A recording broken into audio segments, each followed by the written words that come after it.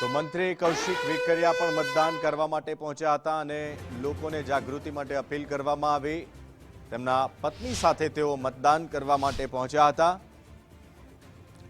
દેવરાજિયા ગામે તેઓ વાજતે ગાજતે લોકો સાથે મતદાન કરવા માટે પહોંચ્યા હતા।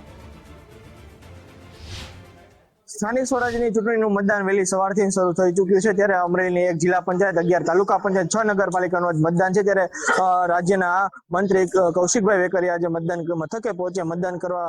આજે લોકશાહીનો પર્વ, શું કહેશો મતદાન કરવા?